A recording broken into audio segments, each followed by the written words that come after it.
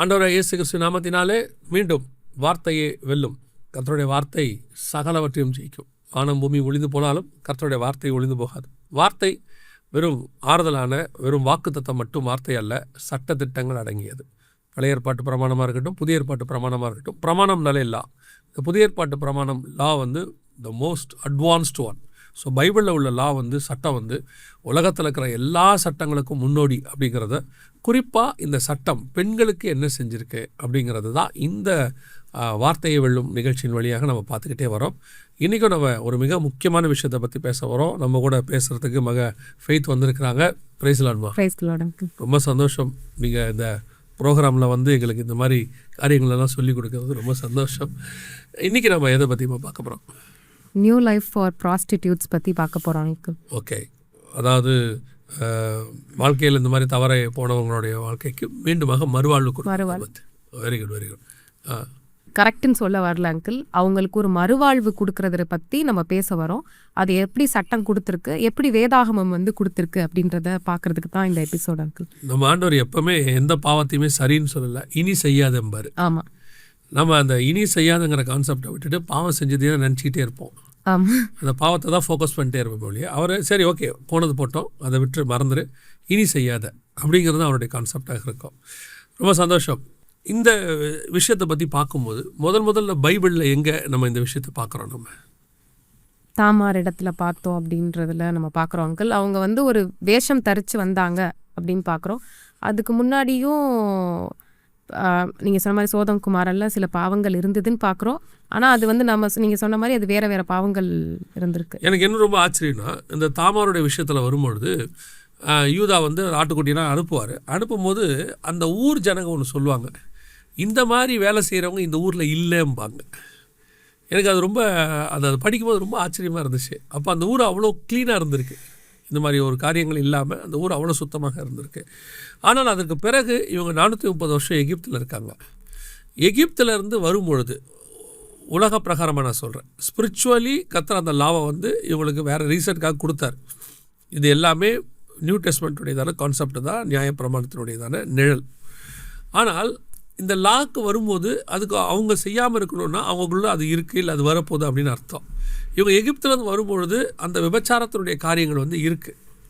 அதனால தான் அந்த 10 கட்டளைகளில் கர்த்தர் என்ன பண்ணுறாரு, விபச்சாரம் செய்யாதிருப்பாயாகன்ற ஒரு கான்செப்டை பிரமாணமாக கொண்டு வர்றாரு இல்லையா. ஸோ அங்கேயே நமக்கு வந்து என்ன தெரிய வருதுன்னா, அதுக்கு முன்னாடி அது இருந்திருக்கு. இருந்ததால தான் கர்த்தர் என்ன செய்கிறாரு, விபச்சாரம் செய்யாதிருப்பாயாக அப்படின்னு செய்ய வர்றாரு. ஸோ இது ஏறக்குறைய 4000 வருஷத்துக்கு முன்னாடி உள்ள பாவமாக பார்க்கப்படுது இல்லையா. உலக பிரகாரமாக சட்டப்படி இதுக்கு என்ன சொல்லியிருக்கிறாங்க, இதை தடுக்கிறது என்ன பண்ணியிருக்கிறாங்க, நீங்கள் சொல்லுங்கள். நீங்கள் சொன்ன மாதிரி இது ரொம்ப நாளாகவே இருக்குது. ஏன்னா நம்ம ஏன்ஷியன்ட் லாஸில் எடுத்து பார்த்தோம்னா இப்போ கோட் ஆஃப் ஹம்முரபிலே வந்து இதை குறித்து சில சட்டங்கள் எழுதியிருக்காங்க. அவங்க என்னென்ன சட்டங்கள் டக்குன்னு பார்த்துடலாம். அதாவது அவங்க வந்து ப்ராப்பர்ட்டி வச்சுக்கலாம், அவங்க பிரதர்ஸ் வந்து அவங்கள சப்போர்ட் பண்ணிக்கலாம் அப்படின்னு இருக்குது. அதுக்கப்புறம் இப்போ இந்தியன் லாவில் வந்து அஸ்தசாஸ்திரான்னு சொல்லி ஒரு லா இருக்குது. அதன்படி அவங்க வந்து யாராவது விற்றுட்டு போயிருப்பாங்க அந்த மாதிரி வேலைப்பாடுகளுக்கு. அப்போ அவங்க வந்து அதுலேருந்து வெளியே வரணும், அவங்க அந்த பணத்தை செலுத்திட்டு வெளியில் போய்க்கலாம். ரிட்டையர்ட் ஆகிட்டு அவங்க வந்து ஒரு நர்ஸ் மாதிரி வேலைகள் பார்க்கலாம் அப்படின்னு ஓரளவுக்கு கொடுத்துருக்காங்க.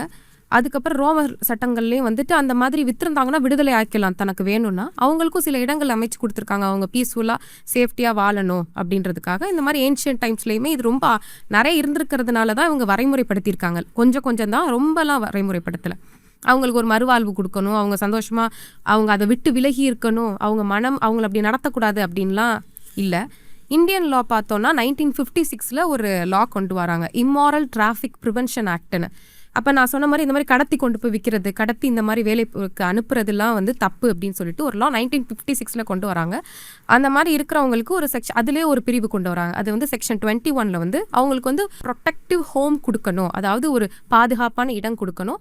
அதே மாதிரி அவங்களுக்கு வந்து ரீஹாபிலிட்டேஷன் கொடுக்கணும், அவங்கள கூட்டிகிட்டு போய் ஒரு கவுன்சிலிங் கொடுத்து இதெல்லாம் நீங்கள் ஓகே இதுலேருந்து நீங்கள் வெளியே வரணும் அப்படின்ற மாதிரி மேண்டட்ரியாக கொடுக்கணும்னு சொல்லிட்டு 1956 சொல்கிறாங்க. அதுக்கப்புறம் நம்ம எப்பயுமே பார்த்தோம்னா லா வந்து கொஞ்சம் அதோட தரம் வந்து ஏன்னா இது 1956 உருவாக்குனனால அது கொஞ்சம் இன்னும் ரீஎன்ஃபோர்ஸ்மெண்ட் பண்ணணும்னு சொல்லுவாங்க. அது எப்போ பண்ணுவாங்கன்னா, ஒரு நல்ல ஒரு கேஸ் வந்து ரொம்ப ஆணித்தரமாக அந்த கேஸில் சில பாயிண்ட்ஸ் வருது அப்படின்றப்ப அந்த இடத்துல ரீஎன்ஃபோர்ஸ்மெண்ட் பண்ணுவாங்க. அப்போ வெஸ்ட் பெங்காலில் வந்து ஒரு கேஸ் வருது. அந்த கேஸில் ஒரு லேண்ட்மார்க் ஜட்ஜ்மெண்ட் வந்து சுப்ரீம் கோர்ட் வந்து ப்ரொனவுன்ஸ் பண்ணுறாங்க. இதில் என்ன பண்ணுறாங்கன்னா, இது 2011 ரைட் டு டிக்னிட்டி சொல்கிறாங்க. அதாவது இதுலேருந்து வெளியில் வரவங்களுக்கு we have to give dignity according to எதுன்னா ஆர்டிகல் 21 கான்ஸ்டியூஷனில் ஒரு ஆர்டிக்கல் இருக்காங்க. அதில் என்ன சொல்லுவாங்கன்னா, எல்லாருக்குமானது, இது பொதுவாக அதில் right to life and personal லிபர்ட்டின்னு இருக்குது. இங்கே இருக்கிற எல்லா இந்தியன் சிட்டிசனுக்கும் ரைட் டு லைஃப் இருக்குது, வாழ்கிறதுக்கு உரிமை இருக்குது, பர்சனலாக லிபர்ட்டியாக இருக்கிறதுக்கும் உரிமை இருக்குன்னு தான் அந்த சட்டம் சொல்லுது. அந்த சட்டத்தின்படி இவங்களுக்கும் அந்த லிபர்ட்டி கொடுக்கணும் அப்படின்னு இருக்கு. அது மாதிரி இந்த இதுலேருந்து வெளியே வரவங்களுக்கு ஒகேஷ்னல் ட்ரைனிங் கொடுக்கணும். வெளியே வந்த பிறகு அதை வந்து யாருக்கெல்லாம் சொல்கிறாங்கன்னா, இது சென்ட்ரல் கவர்மெண்ட்டுக்கும் ஸ்டேட் கவர்மெண்ட்டுக்கும் இவங்க ஒரு ஆர்டர் கொடுக்குறாங்க. வந்தாங்கன்னா இவங்களுக்கு வந்து இந்த மாதிரி தைக்கிற தொழில் சொல்லிக் கொடுங்க, இந்த கிராஃப்ட்ஸ்லாம் சொல்லிக் கொடுங்க. ஏன்னா அவங்க அதுக்கப்புறம் வெளியில் வந்து அந்த வேலைகளை பார்க்கணுன்றதுக்காக. அதுக்கப்புறம் பார்த்தீங்கன்னா 2022 திருப்பி ஒரு டைரக்ஷன் கொடுக்குறாங்க. இந்த மாதிரி வரவங்களுக்கு வந்துட்டு ஆர்டிக்கல் 142 படி new life of legal respect கொடுக்கணும். இந்த மாதிரி வெளியில் வந்தவங்கன்னா அவங்கள வந்து இப்படி பண்ணவ தானே அவங்க அப்படின்றத ட்ரீட் பண்ணாமல் அவங்களுக்கு ஒரு லீகல் ரெஸ்பெக்ட் கொடுத்து கிரிமினல் மாதிரி ட்ரீட் பண்ணக்கூடாது. முக்கியமான வார்த்தை, இவங்க ஒரு கிரிமினல் அப்படின்ற மாதிரி. அது ஏன்னா அதுலேருந்து வெளியில் வந்துட்டாங்கல்ல, அவங்களுக்கு கிரிமினலாக அவங்கள ட்ரீட் பண்ணக்கூடாது. அதே மாதிரி அவங்களுக்கு சேஃப்டியாக ஒரு ஹோம் கொடுக்கணும், ப்ரொடெக்ஷன் இருக்கணும் அவங்களுக்கு அப்படின்ற ஒரு ஆர்டிக்கலில் அதை அப்போ தான் இன்சர்ட் பண்ணுறாங்க, ப்ரொபகண்ட் பண்ணுறாங்க. அதுக்கப்புறம் நியூவாக பார்லிமெண்ட்லேயும் இந்த மாதிரி ஒரு லா வந்து நீங்கள் ஸ்பெசிஃபையாக இந்த மாதிரி நியூ லைஃப் வர விரும்புகிறவங்களுக்கு பண்ணுங்கன்னு இப்போ ப்ரொப்போஸ் பண்ணியிருக்காங்க ரீசெண்டாக. இவ்வளோ விஷயங்கள் சட்டம் வந்து 1956 2022 வரைக்கும் அதை மாடிஃபை பண்ணி அப்கிரேட் பண்ணி அவங்களுக்கு தேவையானது இவ்வளோ செஞ்சுருக்கு. இவ்வளவும் சட்டப்படி எழுதியாச்சு, சொல்லியாச்சு, நடத்தப்படுறாங்களா அந்த மாதிரி? அதான் என்னுடைய கேள்வி. அது நிறைய பேருக்கு இப்படி ஒரு விஷயம் இருக்குன்னே தெரியாது, அதுதான் பெரிய பிரச்சனை. இல்லை, அவங்களுக்கு கூட தெரிஞ்சிருக்கோம், தெரிஞ்சாலும் அந்த அவங்கள வந்து அவ்வளோ மரியாதையா அப்படி நான் இதை எப்படி பார்க்குறேன் அப்படின்னா, இந்த மாதிரி ஒரு வீழ்ச்சியில் அவங்க 2 காரணத்தினால விழுறவங்க இருக்காங்க. ஒன்று, விருப்பப்பட்டு அவங்களே சுயமாக போய் அதில் இருக்கிற ஒரு குரூப் இருக்குது. 2வது, அதில் தள்ளப்பட்டவங்க. நீங்கள் சொன்னதான் உண்மை, விற்றுட்டாங்க, ஹியூமன் டிராஃபிக் அப்படின்னு ஒன்று சொன்னீங்க இல்லையா, அதுபடி விற்றுட்டாங்க அப்படின்னு சொல்லியிருக்கேன். இப்போது நான் எப்படி பார்க்குறேன் அப்படின்னா, இதில் சட்டப்படி போட்டு நம்ம அவங்களுக்கு பாதுகாப்பு கொடுக்க வேண்டியது எல்லாமே அவசியம். அது சட்டம் செஞ்சுருக்கு, எல்லாமே ஓகே தான், பக்கா தான். ஆனால் முதல்ல அவங்களுக்கு அதுலேருந்து வெளியே வரணும் இஷ்டம் இருக்கணும்ல, உண்மைதான் இல்லையா? அவங்களுக்கு அதுலேருந்து வெளியே வரணும். இப்போ வெளியே வர்றவங்களுக்கு பாதுகாப்பு கொடுக்கணும்னு சொல்லி சட்டம் சொல்லுது. ஆனால் வெளியே வரணுன்ற விருப்பம் அவங்களுக்கு இருக்கணும்ல, அதுதான் இப்போது இங்கே பார்க்கப்படுது. ஒரு சிலர்லாம் இது உள்ளே இருந்துட்டு வெளியே வரவே இஷ்டப்படலை. அது என்னமோ அவங்களுக்கு நிறைய காரணங்கள் இருக்குது, நியாயமான காரணங்களாக இருக்காது. ஏன் நான் எப்பவுமே சொல்லுவேன், இந்த உலகத்தில் நல்ல வேலை செய்து நல்லபடியாக வாழ முடியும். தவறான வேலை செய்து தான் நான் சந்தோஷமாக இருக்கணுன்ற அவசியம் இங்கே கிடையவே கிடையாது. அது நான் சொல்கிறது இந்த தொழில் மட்டும் சொல்லலை. நீங்கள் ஒழுக்கமாக லஞ்சம் வாங்காமல் வாழ்ந்து நல்லபடியாக வாழ்க்கையை வாழலாம்.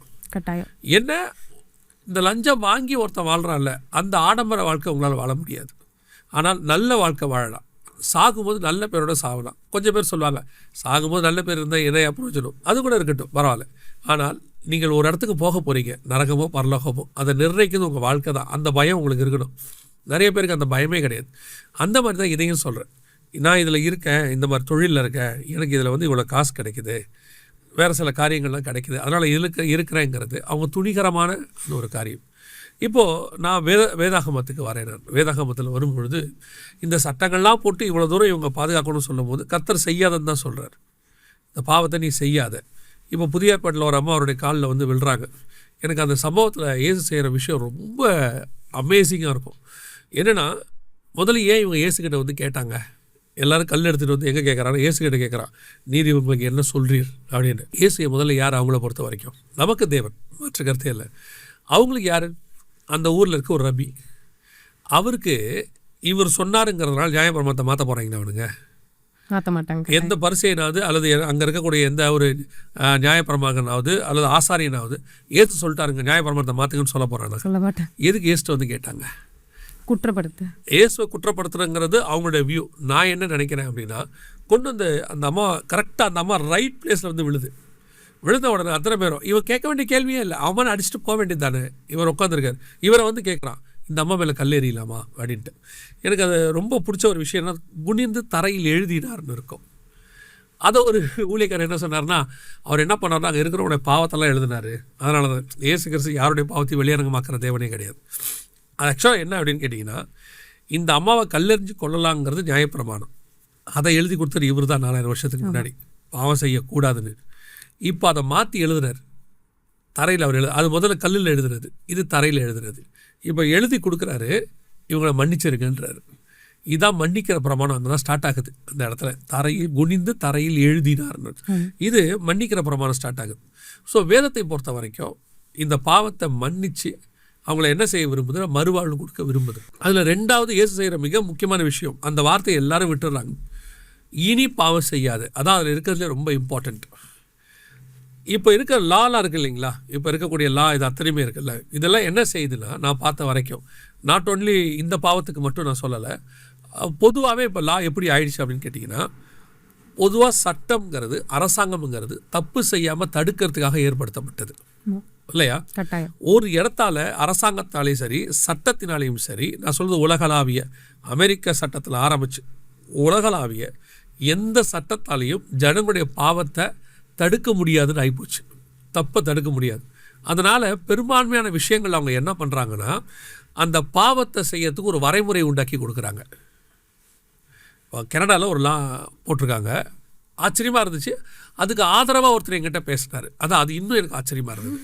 அந்த லா என்ன சொல்லுச்சுன்னா, இப்போ நிறைய பசங்க கஞ்சா குடித்து வீணாக போகிறாங்க, போதை மருந்து எடுத்து வீணாக போகிறாங்க. இப்போ அவங்களுக்கு என்ன ஆகுதுன்னா, வெளிநாடுகள்லேருந்து இந்த கஞ்சா கடத்தி கொண்டு வரப்படுது, கொண்டு அங்கே விற்கப்படுது கஞ்சா. ஸோ இவனுக்கு எல்லாம் வாங்கி ரொம்ப கஞ்சா குடித்து வாழ்க்கை நாசமாகிடுச்சு. அதனால் இப்போ அவங்க என்ன சட்டம் போட்டிருக்காங்கன்னா, அவங்களே அஃபிஷியலாக கஞ்சா கடை திறந்துருக்காங்க, போதைப் பொருள் கடை. நீங்கள் அங்கே போய் என்ன பண்ணலான்னா, 16 வயதுக்கு மேற்பட்டவங்க ஐடி கார்டை காட்டி அவங்களுக்கு ஒரு குறிப்பிட்ட அளவு தான் கொடுப்பாங்க, அதுக்கு மேலே கொடுக்க மாட்டாங்க. அதை வாங்கி நீங்கள் கஞ்சா பிடிச்சிக்கலாம். ஸோ இப்போ அவங்க என்ன சொல்கிறாங்கன்னா, அதிகமாக குடித்து அவன் சாப்பிட்றத விட நாமளே அதை வரைமுறைப்படுத்தி கொஞ்சமாக கொடுக்குறோம் அப்படின்றது. இதுக்கு ஆதரவாக ஒருத்தர் என்கிட்ட சொன்னார். என்ன சொன்னார்னா, இதை நீங்கள் ஏன் ஜெகன் தப்புன்னு சொல்கிறீங்க, இப்போ அரசாங்கம் அவங்க செத்து போகிறதுலேருந்து காப்பாற்றுறதில்ல அப்படின்னு. அது செத்து போகிறதுலேருந்து காப்பாற்றுறதில்ல, 10 வருஷம் கழிச்சு சாவறவனை 20 வருஷம் கழிச்சு சாவடிக்க போகுது, அவ்வளோதான் வித்தியாசம். அது என்ன, சட்டம் எதுக்கு, ஒரு தப்பை நடைமுறை பண்ணி செய்ய வைக்கிறதுக்கா இல்லை தப்பை தடுப்பதற்கா? தப்பை தடுப்பதற்கு. தடுக்க முடியாதுன்னு இவங்க முடிவெடுத்ததுனால தான் அந்த இடத்துக்கு வராங்க. இது எல்லாத்துக்கும் பொருந்தது, அதே தான் இந்த பாவத்துக்கும் பொருந்தது. 100%. இவங்க என்ன பண்ணிட்டாங்கன்னா, இனி இந்த பாவத்தை தடுக்க முடியாதுன்னு முடிவு பண்ணதுனால அந்த இடத்துல அவங்க பாவம் செய்கிறதுக்கு ஒரு நடைமுறை பண்ணி கொடுக்குறாங்க. அந்த இடத்துல இப்படி தான் நீங்கள் பாவம் செய்யணும், அதில் மெடிக்கல் செக்கப் நீங்கள் பண்ணிக்கணும், நீங்கள் அந்த இடத்துல கட்டாயப்படுத்தக்கூடாது, அங்கே யாராவது கட்டாயப்படுத்தி உள்ள பெண்கள் இருக்கிறாங்களா அப்படிங்கிற மாதிரி கான்செப்டெல்லாம் போட்டு, அப்போ அரசாங்கத்தில் நினச்சா தடுக்க முடியுமா, முடியாதுன்னா முடியும். இல்லை இப்போ நீங்கள் ஒரு காலத்தில் இதை தீவிரவாதத்துக்கு இதே கான்செப்டை யூஸ் பண்ண முடியுமா, தீவிரவாதத்தை தடுக்க முடியாது. அதனால் சின்ன சின்ன குண்டுகள் வச்சுக்கொள்ளலாம், நடைமுறைப்படுத்தி இந்தந்த இடத்துல குண்டு வைக்காதீங்க அப்படின்னு சொல்கிறதுக்கு ஈக்குவலாக அது இருக்குது.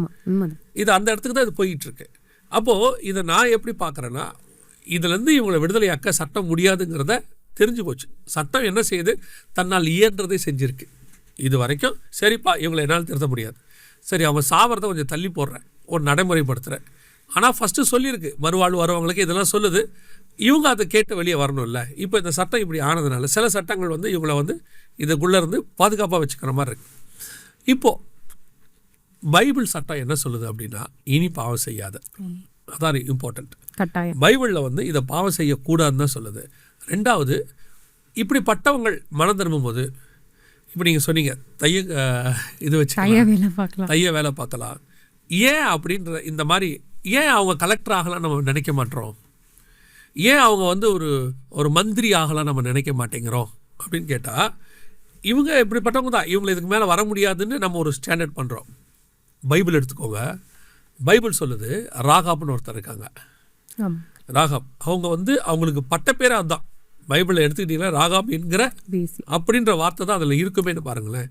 ஸோ அப்படி இருக்கும்போது அந்த அம்மாவை கொண்டு இஸ்ரவேலுக்குள்ளே கொண்டாந்து ஆண்டவர் பாளையத்துக்குள்ளே கொண்டாந்து வெளியே வச்சு லாப்படி உள்ளே கூட்டிகிட்டு போகிறாரு.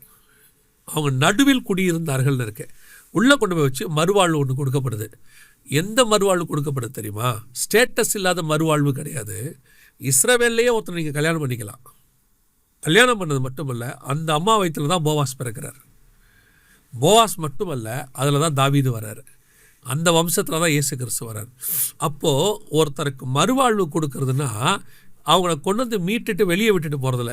ஒரு பிள்ளை குப்பைத்தொட்டியில் இருக்குது அப்படின்னா, அந்த பிள்ளையை குப்பைத்தொட்டிலேருந்து நான் வெளியே விட்டுட்டேன், அது குப்பைத்தொட்டியில் இருந்துச்சுங்க, எடுத்து வெளியே விடுறதோட என் கடமை முடியல. அந்த பிள்ளையை திருப்பி வளர்த்து அதை என்ன செய்யணும், திருப்பி அதை நல்லா உருவாக்குற வரைக்கும் என் பொறுப்பு இருக்கணும். கட்டாயம். அதுதான் சரி. எனக்கு ரொம்ப அழகாக தெரியும், வசனத்தில் தெரியும். இஸ்மவேலை ஆபிரகாம் அமுச்சு விட்டுருவார், வனாந்தத்தில் அலைவான், அந்த இடத்துல சாகிற நிலைமைக்கு வந்துடுவான். கர்த்தர் ஒரு நீரூற்றை காண்பிப்பார், அந்த நீரூற்றில் கொண்டு போய் துரத்தில் தண்ணி பிடிச்சி கொண்டு போய் கொடுப்பாங்க, பிள்ளை பிழைச்சிடும். ஆண்டவர் அதோட நிறுத்த மாட்டார். வசனம் சொல்லும், பிள்ளை வளரும் வரை கர்த்தர் அவனோடு கூட இருந்தார். இதுதான் மறுவாழ்வு, பர்ஃபெக்ட் மறுவாழ்வு. இதை இயேசு கிறிஸ்துவை தவிர வேற ஒருத்தரும் செய்யவே முடியாது. ஒருத்தரை காப்பாற்றுறது மட்டும் ஒரு வேலை இல்லை, காப்பாற்றி ஒரு ஸ்டேட்டஸில் கொண்டு வந்து உட்கார வச்சு அவனை அந்த இடத்துல நான் ரொம்ப ஆச்சரியப்பட்டு பார்ப்பேன் ஆண்டவர்கிட்ட. இப்போது நாம் எல்லாருமே அப்படிப்பட்டதான ஒரு சந்ததிகள் தான் சொல்லிட்டு ஒரு காலத்தில் இருந்தோம். ஸ்பிரிச்சுவலி நான் சொல்கிறேன், பைபிள் சொல்லுது, தேவனை அறியாமல் உலக பிரகாரமான எல்லா பாவத்திலும் உழன்று நம்மளை எப்படி அந்த விபச்சார ஸ்திரீ இருந்தாங்களோ அதை விட மோசமான இடத்துல தான் நம்ம இருந்தோம். அப்படி இருந்த நம்மளை கர்த்தர் கொண்டு வந்து கழுவி மாற்றி இன்றைக்கி இந்த இடத்துல உட்கார வச்சு பேச வைக்கிறாரே, புழுதியிலிருந்து ராஜாக்கள் மத்தியில் உட்கார வைக்கிறாரே. இந்த மறுவாழ்வு கொடுக்கறது இயேசு கிறிஸ்துவை தவிர வேறு யாராலையுமே முடியவே முடியாது. இன்றைக்கும் உலக பிரகாரமான சட்டங்கள் எல்லாம் அவர்களை காப்பாற்றுகிறது, அவங்களுக்கு ஒரு பாதுகாப்பு கொடுக்குது. சில நாட்டுடைய சட்டங்கள் அவங்கள அதை தப்பு செய்கிறதுக்கு வழிவகை செஞ்சு கொடுக்குது. இதெல்லாமே நடக்குது. ஆனால் அவங்கள முழுமையாக விடுதலையாக்கி இனி பாவம் செய்யாதுன்னு சொன்னது மட்டுமல்ல, அவங்களுக்கு ஒரு வாழ்க்கையை கொடுத்து அவங்கள செஞ்சு அந்த தலைமுறையில் கிரைஸ்ட் வர்ற அளவுக்கு உயர்த்தி வைக்கிதுன்னா, எனக்கு தெரிஞ்சு இந்த தேவனை போல் வேறொரு தேவனை நான் பார்த்ததே கிடையாது. நான் கடைசியாக ஒன்று சொல்லி நான் முடிக்க விரும்புகிறேன். என்ன அப்படின்னா, இந்த மாதிரி ஒரு நிலையில் இருந்தீங்கன்னா ஃபஸ்ட்டு உங்களுக்கு இருக்க வேண்டிய ஒரே ஒரு விஷயம், இதுலேருந்து வெளியே வரணுங்கிற எண்ணம் வரணும். இது கண்டிப்பாக நிரந்தரமாக இருக்காது. ஒரு காலகட்டத்துக்கு பிறகு உங்கள் சரீரம் கெட்டு போகும், உங்கள் ஆத்மா கெட்டு போகும், எல்லாமே கெட்டு போகும். அதுக்கு பிறகு கேட்பாரற்று கிடப்பீர்கள், யாருமே உங்களை பார்க்க முடியாத சுச்சுவேஷன் இருக்கும். ஏன் உங்கள்கிட்ட பணம் கூட இருக்கும், ஆனால் பெரிய வியாதி இருக்கும், உங்களை விடுதலையாக்க முடியாது. ஆனால் இதுவே ரட்சணை நாள். ஆண்டவர் உங்களுக்கு ஒரு பெரிய மறுவாழ்வு கொடுக்க விரும்புகிறார். உங்கள் இருதயத்தில் மட்டும், இயேசுவே என் பாவத்தை மன்னியும், உங்களுடைய பிள்ளையாக என்னை ஏற்றுக்கொள்ளும், நான் உங்களுடைய ரட்சகராக ஏற்றுக்கொள்கிறேன், எனக்கு இதிலேருந்து கொண்டு வாங்கன்னு சொல்லுங்கள். நான் உங்களுக்கு இயேசு கிறிஸ்துவின் நாமத்தில் உத்தரவாதம் தரேன். ஆண்டவர் ஏதோ உங்களை காப்பாற்றி கொண்டு வந்து அப்படி ஒரு இடத்துல வைக்கிறாரு மட்டும் சொல்ல மாட்டேன், உங்களை கொண்டு போய் ஆசீர்வதித்து மறுவாழ்வு கொடுத்து உங்களை உயரமும் உன்னதமான ஸ்தலத்தில் உட்கார வைக்க தேவனால் முடியும். அப்படிப்பட்டவங்க எத்தனையோ பேரை கர்த்தர் உயர்த்தி இருக்கிறாரு. எத்தனையோ இந்த மாதிரி தொழில் இருந்தவங்க இங்கே வந்து ஊழியக்காரங்களாக மாறி கர்த்தருக்கு சாட்சியாக இருந்து மறிச்செல்லாம் போயிருக்கிறாங்க. ஸோ உங்களுக்கும் அதைத்தான் நான் ஒரு சாட்சியாக உங்களுக்கு சொல்லுகிறேன். இந்த இயேசு கிறிஸ்து இடத்துல வாங்க, அவர் உங்களுக்கு மறுவாழ்வு கொடுக்கறது மாத்திரமல்ல, அந்த வாழ்வை ஆசீர்வாதமாய் மாற்றி கொடுக்க வல்லமை உள்ளவராக இருக்கிறார். இந்த நிகழ்ச்சியில் உங்களை சந்தித்தது எனக்கு ரொம்ப சந்தோஷம். கர்த்தருக்கு சித்தமானால் இன்னொரு நிகழ்ச்சியில் உங்களை நாங்கள் சந்திக்கிறோம். God bless you. தேங்க்யூ.